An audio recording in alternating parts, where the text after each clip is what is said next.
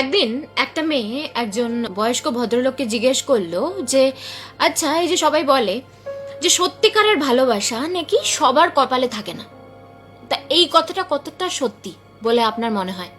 তো তখন সেই ভদ্রলোক মেয়েটাকে বলে যে একটা কাজ করো, বাগানে যাও এবং বাগান থেকে সব থেকে যে ফুলটা সুন্দর থাকবে সেই ফুলটা তুলে নিয়ে এসো।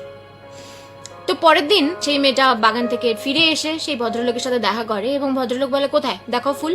তো মেয়েটা বলে যে আমি তো একটাও ফুল আনতে পারিনি। তো ভদ্রলোক বলে যে কেন? তো মেয়েটা বলে যে আমি যখন বাগানে গেলাম তখন দেখলাম একটা খুব সুন্দর মিষ্টি একটা ফুল।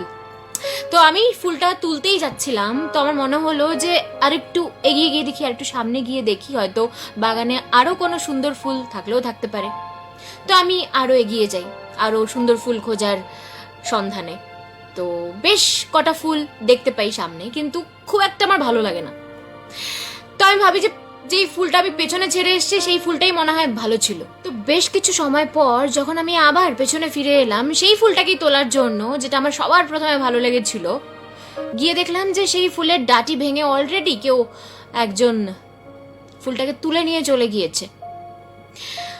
তো সেই বুড়ো ভদ্রলোক বলে যে এক্স্যাক্টলি এরকমই হয়, যে আমাদের সামনে থাকে আমরা তাদের কদর বুঝি না, তার থেকেও বেটার, তার থেকেও ভালো খোঁজার চেষ্টা করি, আরো এগিয়ে যাই। তারপর যখন কাউকেই ভালো লাগে না, আবার যখন পেছন ফিরে আসি, রিটার্ন আসি, তখন দেখি যে তাকেও অন্য কেউ নিয়ে চলে গিয়েছে। তাই অনেক সময় সচ্চা প্যার বা সত্যিকারের ভালোবাসা, ট্রু লাভ, অনেকেরই কপালে থাকে না।